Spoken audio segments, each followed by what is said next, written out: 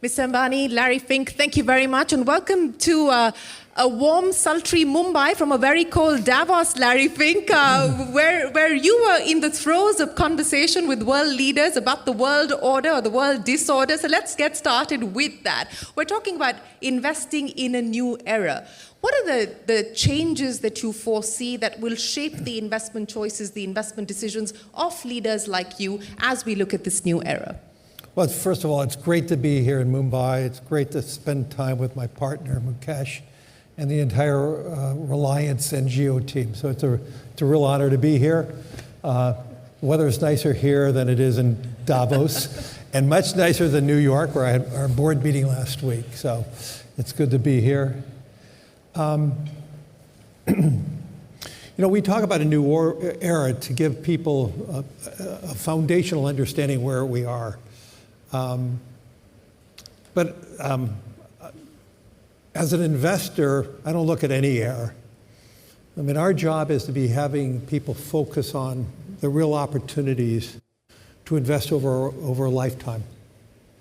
There's so much information that confuses people. Media talks about the moment, the velocity of money. And the reality is, for most people, they need to be in a position to grow with each and everyone's country. So when you think about the growth of India, it's not a quarter, it's not a day or a week, it's not a year, it's over a long horizon. And you could say maybe this is the era for India over the next 20, 25 years. But if you use that as a foundational paradigm that we all want to think about, the era of India, forget about the era of investing for a second, but the era of India, the key for us, the key for Geo BlackRock is to compel more people to understand what does that mean, the era of India, and how do you participate in it? What we've learned in the United States, for that segment of the population that had invested with the growth of America, they're far better off than those who just kept all their money in a bank account. Mm-hmm. And so the key is, if you believe in the era of India, forget about the era of India, investment, the era of India, which I believe in, we need to get more people investing alongside the growth of the country. And that's the role of the capital markets, that's the role of what we can be doing together. And to me, whether it's, you want to focus on AI, you want to focus on how we live, how we grow, how we educate ourselves, to me, those are subsets of the era of India and the opportunity to be an investor alongside the growth of India. And to me, that's a compelling story. It's not about, about tariffs or President Trump or anything else that's top of mind. We need to be compelling people to think about the horizon of investing over a long period of time, to grow with the great companies of India, to be a part of that and to participate in that. And I'm absolutely convinced, if you believe in that, in the era of India, we need to compel hundreds of millions of Indians to invest alongside the growth of India. And that will actually transform India in so many ways, because as more and more families invest alongside the growth of India, India has less needs for the importation of capital. And I do believe the combination of importation of capital from foreign investors who believe in the era of India, but the fundamental foundation of any country is having the domestic economy being built on the back of retirement savings, on the back of excess savings, to invest alongside of that. Well, thank you very much for those opening remarks. And, the era of India, says Larry Fink, that is certainly going to be one of the headlines that goes out this evening. But if I could ask you to explain to us what excites you the most about India. You referenced the tariffs, and, we've had a deal with the US overnight. President Trump and Prime Minister Modi have signed off on that reciprocal tariff agreement.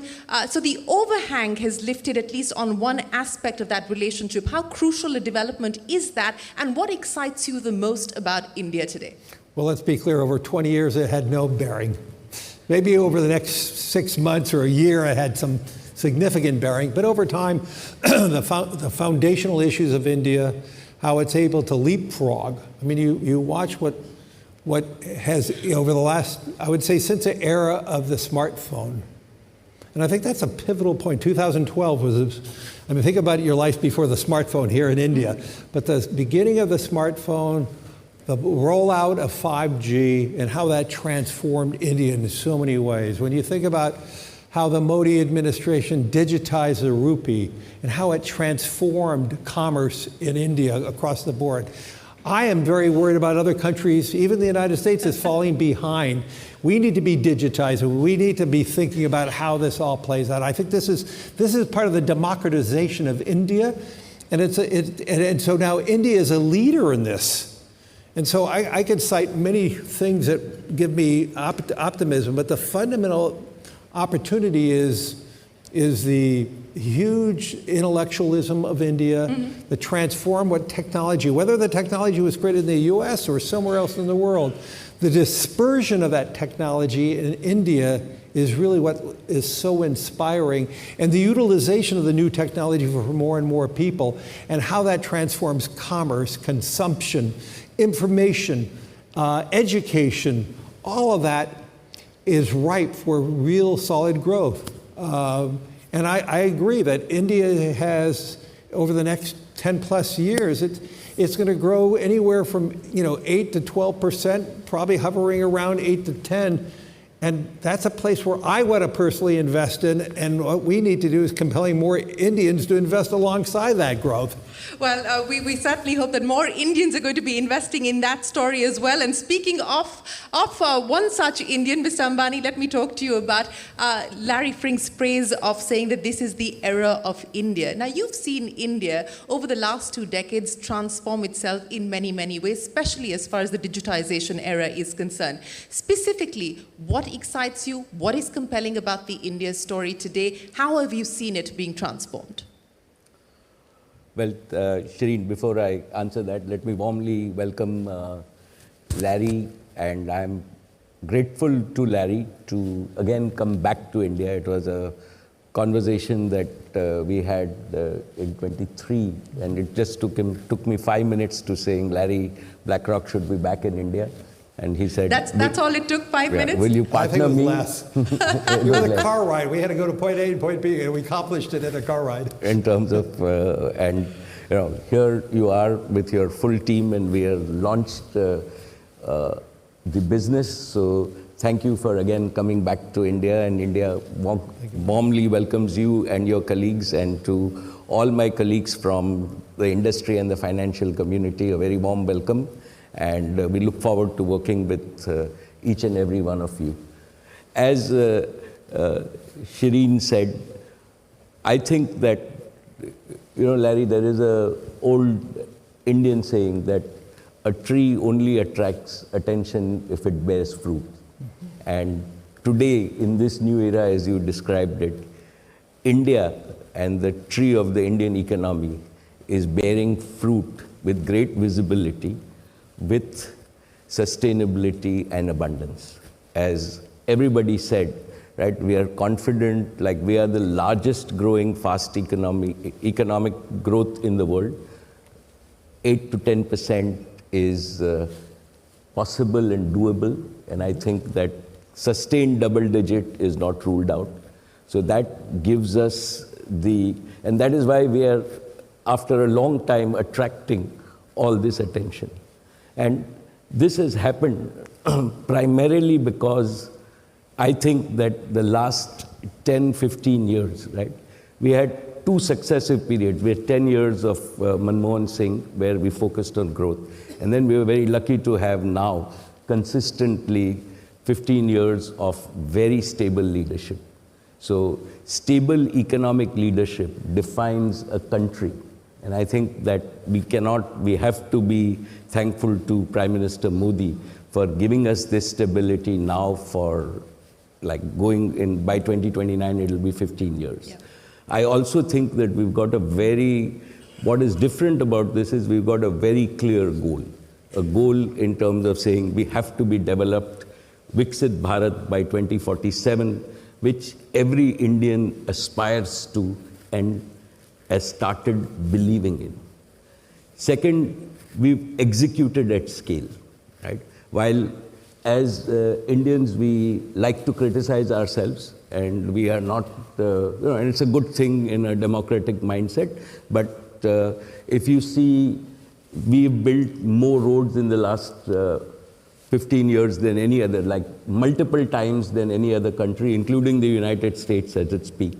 We've built like power capacities. We are now the leading renewable power producer in the world. We've built in our own industry digital capacities, 5G, that is better than most people in the world and cheaper than most people in the world in terms of what. And now every Indian village has got 5G. So, and I can go on, like we've built the same thing in terms of infrastructure, the roads that you see in Mumbai.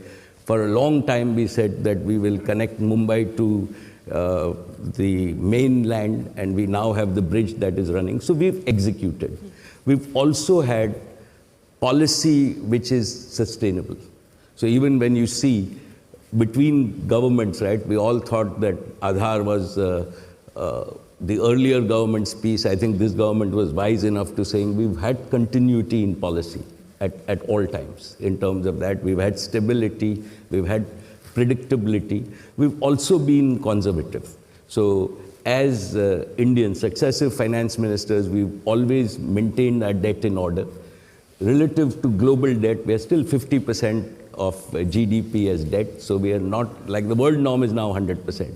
So we've had, and I think that we've also in the private sector, and what excites me the most is the startup industry. When I interact with startups and we see young 28, 30-year-olds starting up companies, and I can clearly see, right, 100 new Reliances in terms of where, and the aspiration, the confidence that they have. And finally, it is the confidence that you see. Fortunately, we now operate across the length and breadth of India. So it's not only the confidence in forums like this, but when you see the confidence in young people going to school and colleges, wanting, and in parents today believing that their tomorrow is better than today, right? And that is a big, big change in India, that all of us, this is our baby boomer generation. This is the Indian generation that believes that they'll make a better tomorrow than today. And that's the confidence that we see as a result of all of this. And I don't want to rule out, like when everybody, we've also had, right, at least I think a sustained 15, 20 years of great law and order, right? And that is a prerequisite to continuous economic growth, social harmony. All of these things matter in terms of that. And hopefully, like we are now setting the foundation for many, many decades. The world sees that. And that is why, even like after the budget, we had the European treaty, we had, fortunately, the US. So the world is looking at us. We have, and we at Reliance get at least every month 3 or 4 global majors. We cannot say yes to everybody for partnerships in terms of saying we want to come to India and can we work together. So the world is taking notice of India. It's a tree laden with abundant fruit. And I've always believed that for profit and for prosperity, nobody needs an invitation. And that is why we are attracting all the people. And I think this is very, very sustainable over the coming decades. Sustainable for the coming decades, and 100 more Reliances, in your words, from the startup ecosystem. If that is, comes true and that bears fruit, it'll be a very, very different economy, as you point out, Mr. Ambani. But, I want to understand from you, since we're talking about Jio BlackRock, we're talking about the opportunity for India's financial sector. A lot of people are asking, is the ambition and the aspiration to disrupt this business just as you did with telecom, Mr. Ambani? Well, our ambition and aspiration starts with, what I admire about Larry. Right? And Larry is not only, right, the result-oriented CEO of a US top global multinational, right? But I think that he has a very compassionate and passionate heart, right?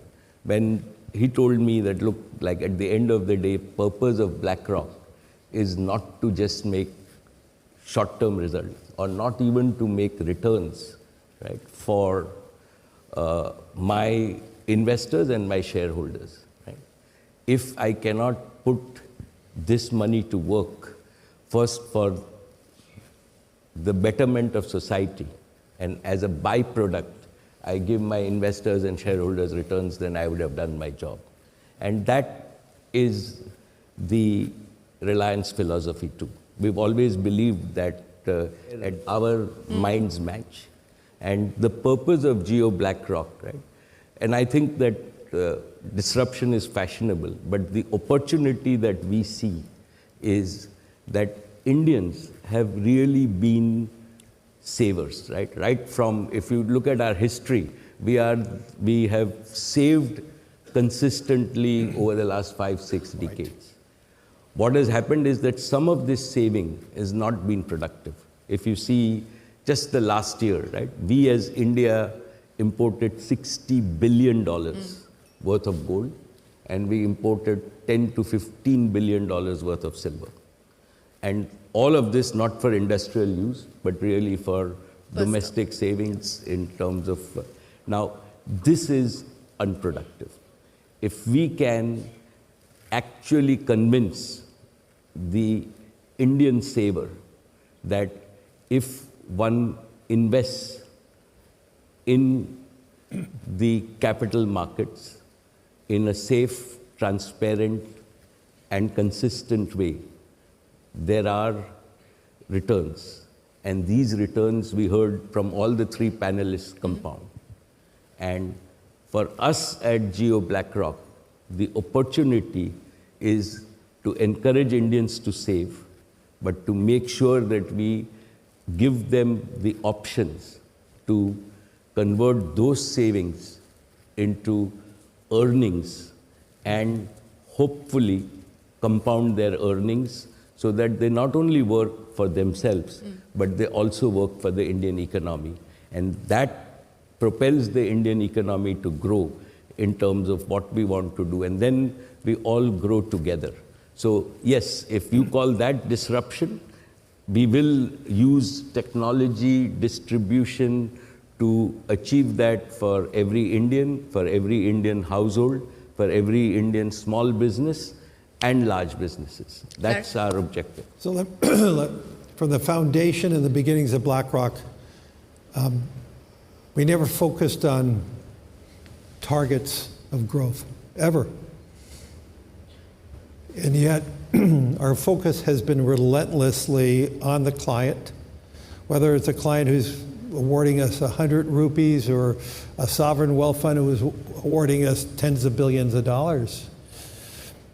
If you are working on behalf of each and every client, and you're serving that client over a long horizon with good advice, with maybe a degree of safety, and importantly, just confidence building about the opportunities of compounding over a long period of time.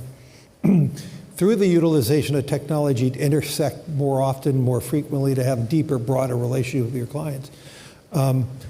That's how disruption occurs. But disruption does not occur because you set a target.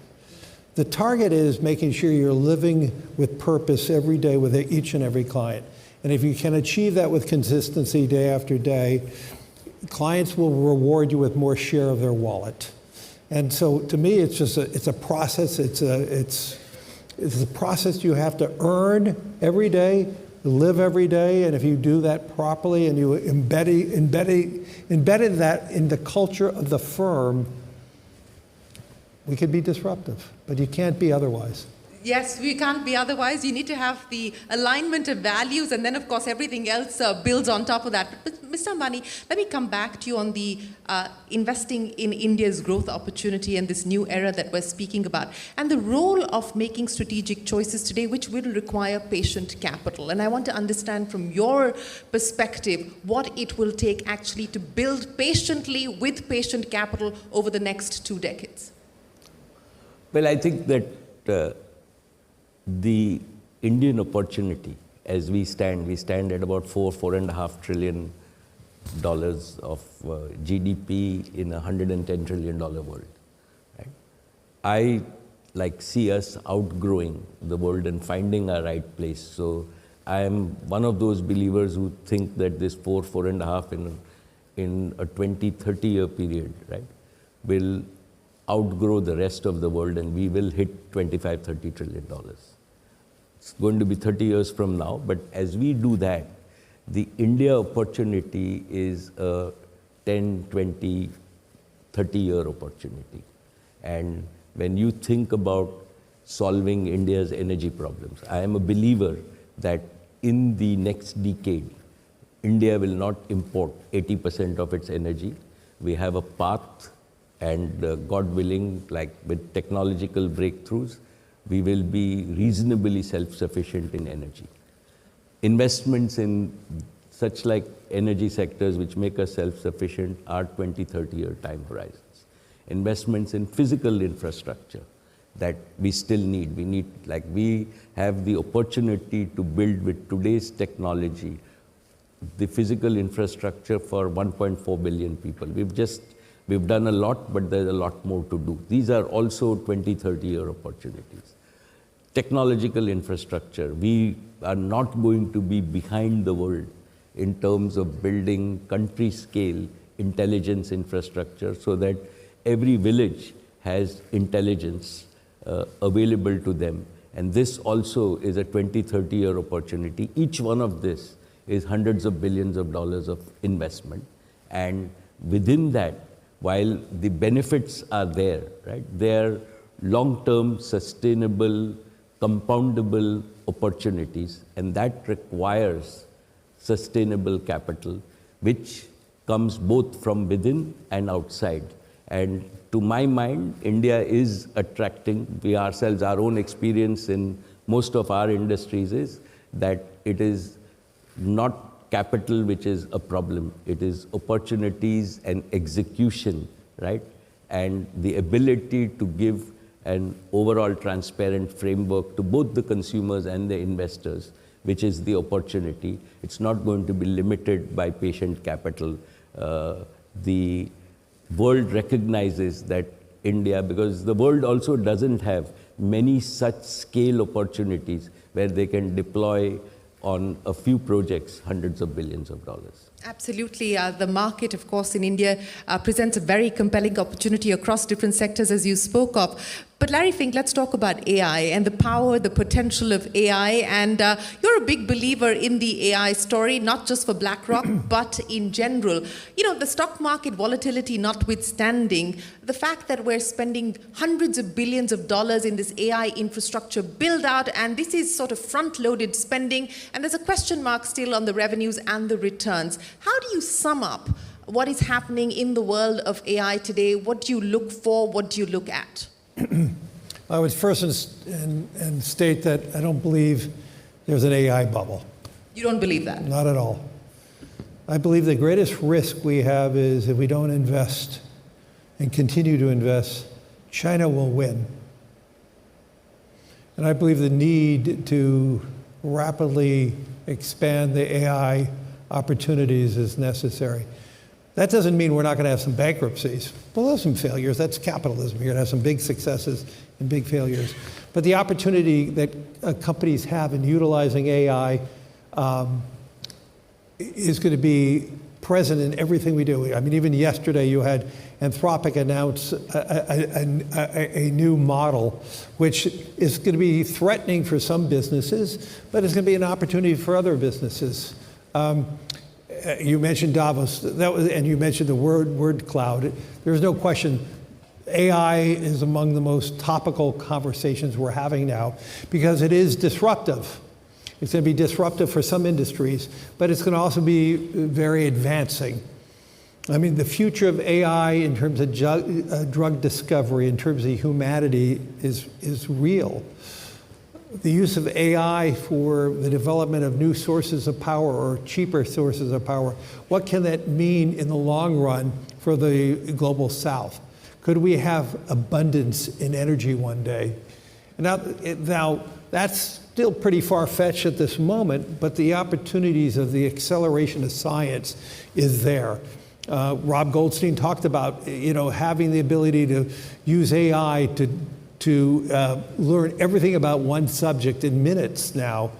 And so AI is going to allow more discovery, more opportunities, and with that technology, like so many other technologies, it's going to be disruptive for some businesses and some economies. And the key for AI to be really successful in every society, we need to make sure that AI broadens economic success and it doesn't narrow economic success. We talked about that a lot in Davos the last 2 weeks, and that's going to be the real issue. Can AI be not only disruptive, but can it be expanding and broadening economic success throughout all economies? And that's going to be the big question about, how do we play that out? In the early part of AI, you're going to see countries that are huge winners and some countries that are going to be left behind. And so you have all this dynamism around how AI is going to be playing out. That is in the short run. In the long run, I think it's going to be more democratizing, but in the first few parts of AI, it's going to be more limiting. And so we look at AI as a huge opportunity. For us in navigating the $14 trillion that we manage on behalf of our clients, we have to use advanced technologies to process the business that we are already doing. And the same thing for all the other major companies. Through AI, you have better understanding of your clients, better understanding of your inventory controls. You have so many advantages by the application of AI and technology. And that is, in the long run, to be very powerful. In so many of the developed economies, we have excessive deficits. It's a conversation that was not talked about in Davos, about the excessive deficits, which is a substantial problem for many of the developed economies, including the United States. Can AI increase productivity? And if so, can we increase GDP with a diminishing population? That's going to be the question that Korea is going to be asking, and Japan's going to be asking, and Italy. Can you have a growing economy? Can you have a broadening of economic success with fewer people, with the utilization of AI and robotics? I believe the answer is going to be profoundly yes.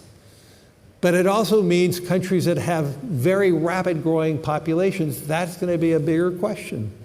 And I think India is at the nexus of it, large base population, but the one thing that I've noticed, India is more accepting of technologies than many of the developed countries. India is more accepting of related to change than most developed economies.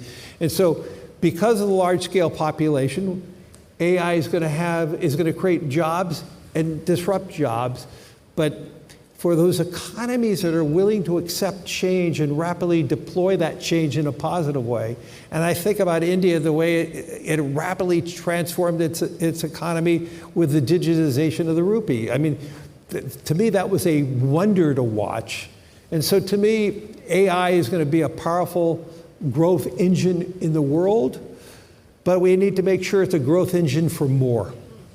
You're absolutely right. And, to your point about India surprising on the digitization front, this was a surprising fact for me as well. The Binance CEO in Davos telling me that India is the #1 adopter of blockchain technology, and that's something that I was not aware of. But Mr. Ambani, since we're talking about AI and we're talking about technology, to Larry Fink's point, how do we leverage all of this to create shared wealth creation? Well, I think that I'm a believer, have been a believer that we have to embrace technology. We cannot run away from it. And AI is real, right? From an India point of view, it is hugely advantageous. If we think about 200 million children in our schools, and if we now think about connectivity to all our schools, and we give ourselves a goal that in 1 decade, right, with a fraction of the total GDP that others spend on education, we can deliver to each of these 200 million kids, including in the remotest village, quality education, right? I think without AI, this problem, we could not have dreamt about solving it, and we will. We are also participating in this opportunity. This is a solvable problem. You take healthcare and saying India is a large economy, 1.4 billion people, but without any social security, without any organized health safety net, right, as yet relative to all the other countries. Can we deliver? Everybody, like the large economies, spend 8, 10, 12% of their GDP on delivering healthcare to their citizens. Large amount of it is wasted in terms of what, and everybody recognizes this. Can we in India take care of all our 1.4 billion people with a digital physical health system at a fraction of global costs? Answer is cannot do it without AI. Security, right? Again, critical for our safety for all our 1.4 billion people. If you use AI, right, and complement it with your law enforcement policies, possible to do. Simple taxation, right? We can now have the ability to have for each citizen, each company, the transactional transparency. So your tax paying becomes as simple as when you stay in a hotel and you have an electronic system, you can see all your transactions both ways and there are no disputes. And it becomes a much predictable, enforceable society. Can it? So that's AI. And we shouldn't get scared of AI. It's exactly like when the Industrial Revolution came, right? Humanity moved forward. We moved, productivity moved forward. We moved from 0.3% growth for many, many decades or many centuries to 3% growth overall, right? And at that time, if you go back 200 years and if you ask people that can people travel 2,000 kilometers a day, right? We would say not possible. Today, all of us, not two, with flying we can travel 30,000 kilometers a day. And I think we're just at the beginning of that age.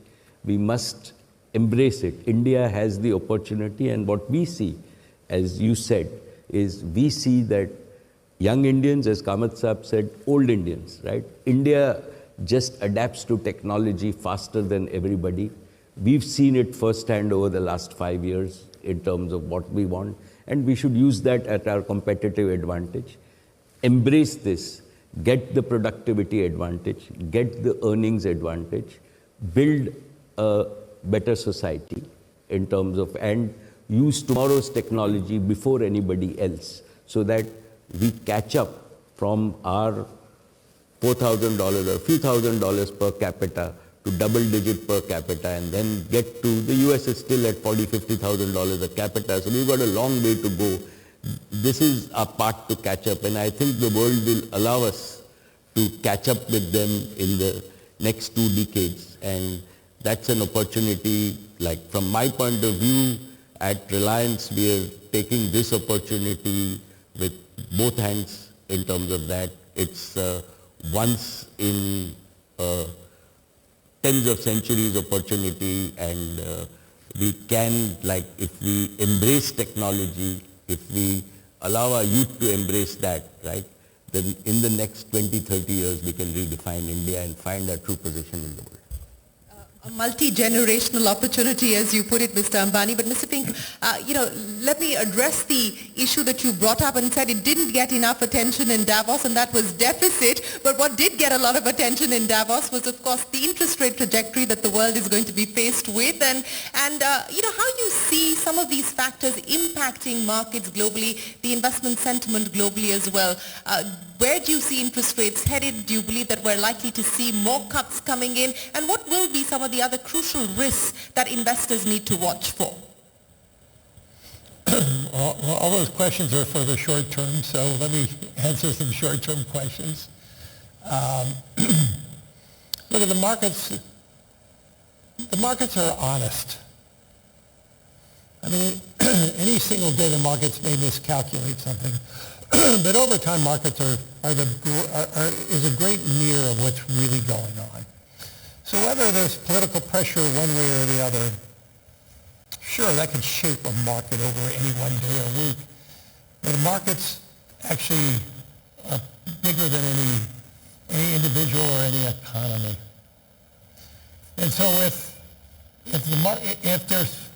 the Federal Reserve eases too early, and we see inflation, we see measures that prove it wrong, you're going to have a steepening of the yield curve.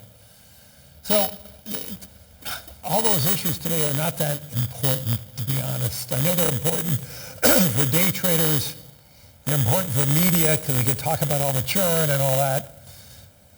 But it really doesn't matter that much, and I don't really spend that much time focusing on those type of issues.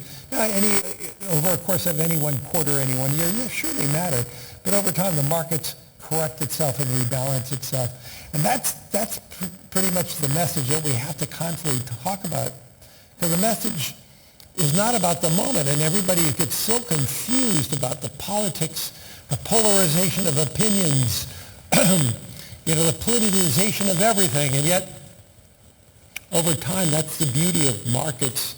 The markets are an honest reflection of global economies over the long run, and if you believe in humanity, if you believe that we correct our problems over time, I actually believe the things you read in the newspaper, all the stuff we read that's frightening, I get actually excited because we're talking about those issues.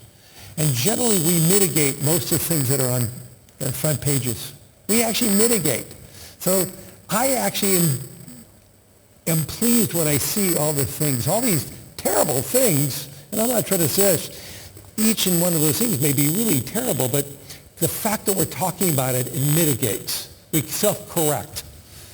Are the things that you don't read in the newspaper that you think are a problem, those are the things that bother me. Like the long-term issues of deficits that we don't spend enough time talking about. How do we mitigate it? The best way we mitigate it is through growth. And that's what I try to tell every political leader. How do you grow your economy? Because if you grow your economy, the deficits will be smaller as a percent of GDP. But and so I don't get bothered by most of the stuff I read because it's a good thing. That's the power of the press, to identify all the issues. But through that identification of the issues, we mitigate those issues. You think about all the problems you read and all the wars and all the skirmishes, but in most cases over time they resolve themselves. You think about how problematic everything is when we entered this year, and yet when you think about the beginning of 2025, everybody was so nervous about everything, yet markets did great over 2025. We have some form of resolution in Gaza and Israel.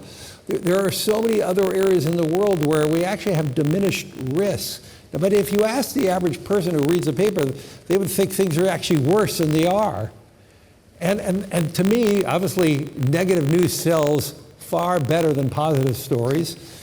And so what I'm trying to say, and my message to everybody is, yes, please be a global reader of what's going on, but don't get so alarmed by it because we're going to mitigate most of those problems because that's what we do as human beings. And that is the whole message about long-term optimism. Long-term optimists generally win. Elon Musk said in Davos, it's better to be an optimist and being wrong than being a pessimist who's right. And I think about just Elon himself for a second. I've never met a person who is as smart as he is, but with the imagination that he has and the guts to do what he's done. And I think in building that out, and I would just liken that to Mukesh Ambani, the ambition, the imagination. And those are the key things in growth and opportunity. And to me, this is what we all want to be a part of. We want to invest with the people who have ambition, who have the guts to do things that break the mold, that changes society, but they change society because of imagination and guts. And to me, that's the beauty of being a long-term investor. Absolutely. So being an optimist and getting it wrong versus a pessimist and getting it right, in Elon Musk's words, is more important, and you agree with him. But Mr. Ambani, you were talking about the startup ecosystem, and I want to understand from you, both of you spoke about changing the mindset from savings to investing, and both of you are focused on generating growth. What is the message to the young Indian saver today? What would both of you tell the young Indian saver? And let me start by asking you, Mr. Ambani. Well, Shireen, I think that to my mind, the India opportunity, right, is genuinely a new era.